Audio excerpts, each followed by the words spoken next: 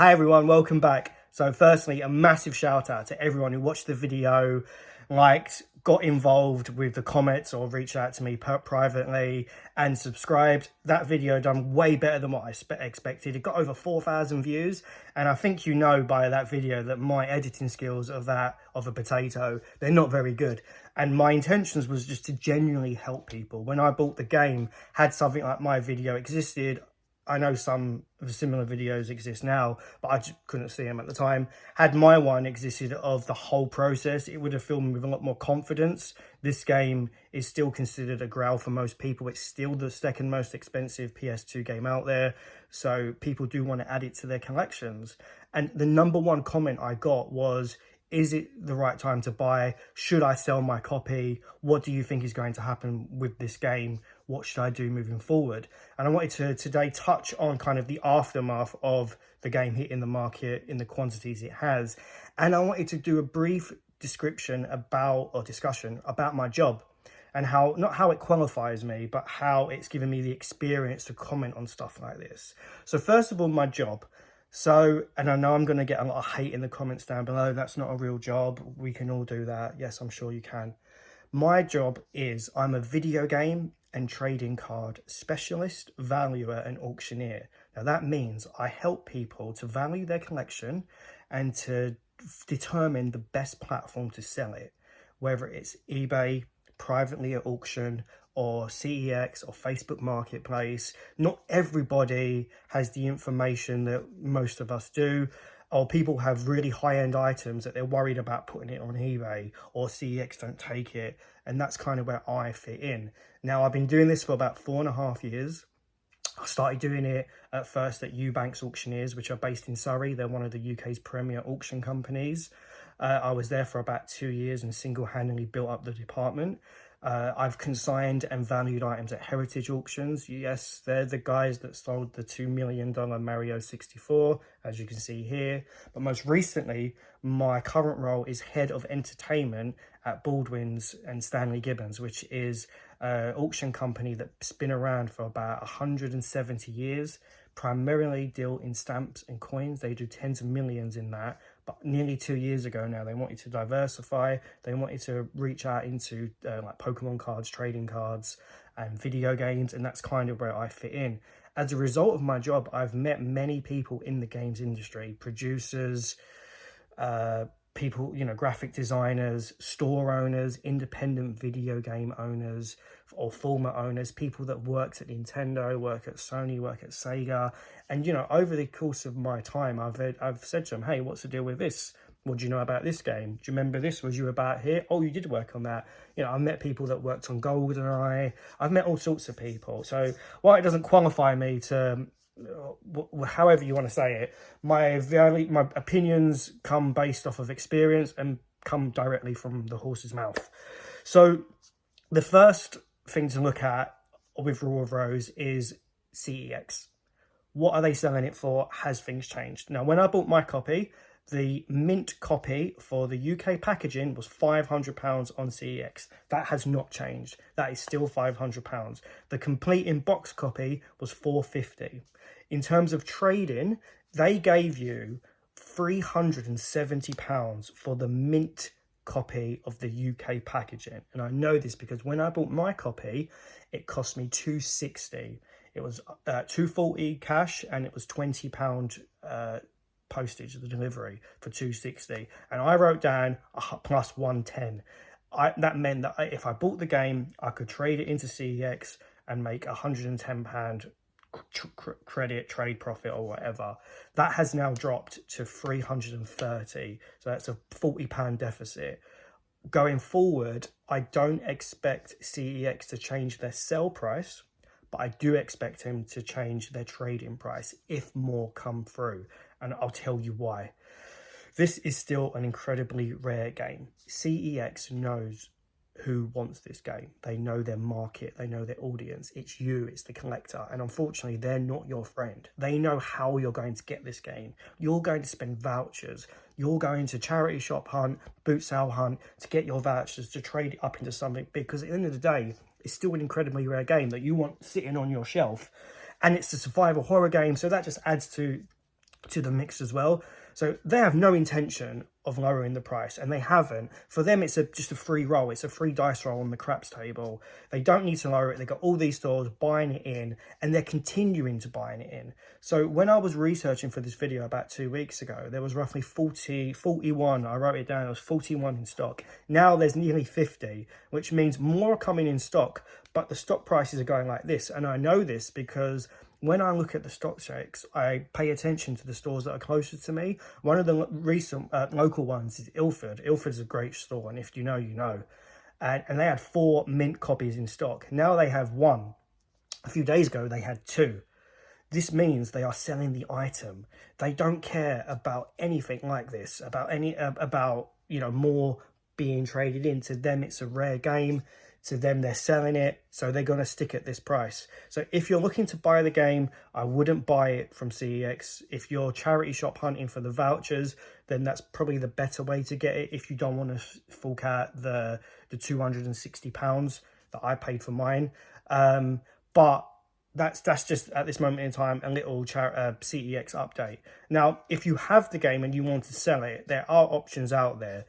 One of the options is, if you bought the game years ago at a higher price, I wouldn't recommend selling it on eBay. You're still competing with Games Park. You're competing with other UK sellers who have just slapped it up for 400. Now, some people out there would prefer to buy from a UK seller as opposed to someone in Europe. So, and £400 is still a lot cheaper than the 500 asking price at CEX.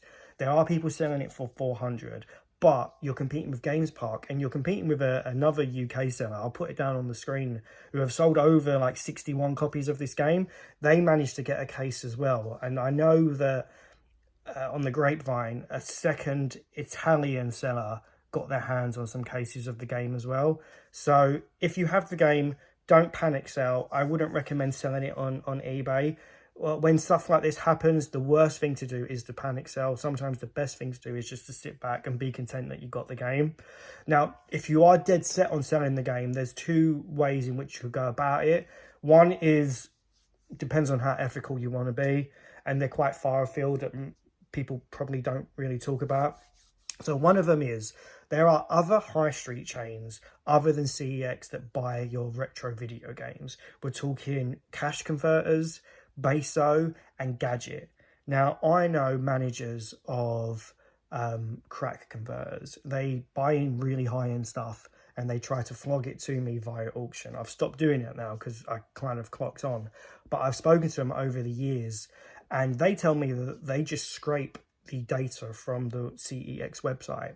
And they tell me they do it once a month. Sometimes they do it every other month, which means you'll go into a crack converters, or you'll go into like a Beso, and you'll see a game on their shelf that's 30 quid. And then when you look on CEX, it's like £18. And it's because in the 2 months that they've bought it in, the game has dropped considerably in CEX. The best example of that is R-Type 2 Final on the Switch. My local Beso is still selling this for £32, where it's in CEX at the moment for like 18 quid, where it's dropped.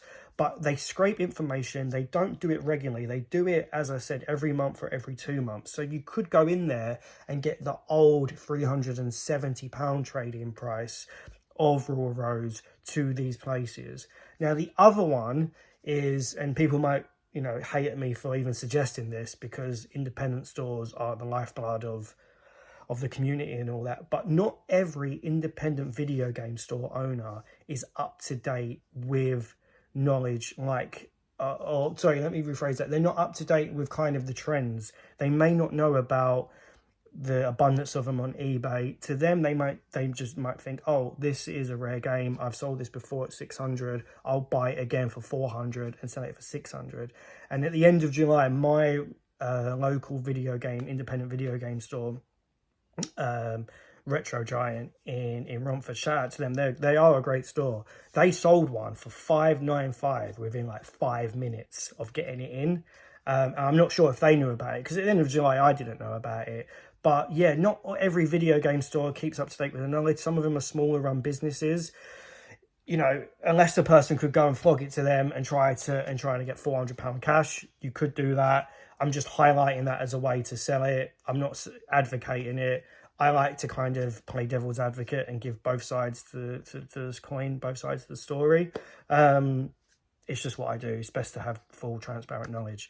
Okay, so how many copies of these have been sold? So I mentioned there was another UK seller selling the game, and they've sold, I've got the total here, in total 817 copies have sold on eBay since Games Park 91, and the something like Disease Tools, which is a great name. It's down here. I looked it up about a week ago.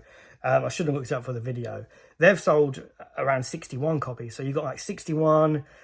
Games Park have sold 2 copies. They've sold the higher version for $3.40 and the lower version for $2.40. One of them you don't pay tax. I didn't pay tax on mine. But altogether, that's 817 copies of this game has been sold. So will it go down?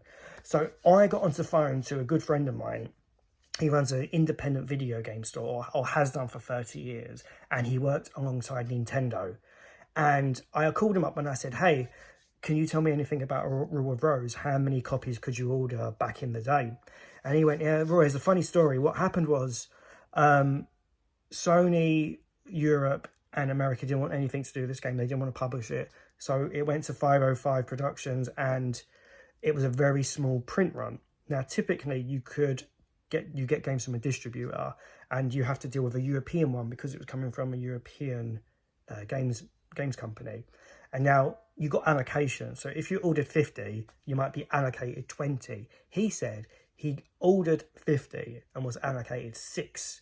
And then a few days later, he woke up one day, got a call from him and said, hey, the game's been banned. No one's getting any of it. So how many copies are out there? How many of them were made? He reckons under 10,000. In fact, he thinks under 8,000 copies of the UK packaging version was set to come to the UK. If you think about all the independent video game stores up and down the country, at the time you had Curry's, Dixon's, Game Station even, all buying games. If you think even them would get anywhere between 6 to say 15 and times that by how many of them you are, it's not a great deal. I don't know personally how many were made. I don't know how many are still out there, but I'm just giving you this genuine story and these concrete numbers to help you decide if you want to get the game. If you want to get the game, I think now is the best time to get it. I would just buy it off of eBay. I would get it from those guys, and the Disease Tools or Games Park, probably Games Park is your best bet. Although Disease Tools are in the UK, I would get it from them and just be happy that you've added it to your collection. The last thing I want to talk about is kind of the sealed quantity. Now, a lot of people on the forums have bought 2 copies, the Facebook groups, the Discords. They've bought 2 copies to sell, 1 to CEX, and then 1 copy to keep, to play. Or they've bought 3 copies to sell, to keep and play, and to keep sealed.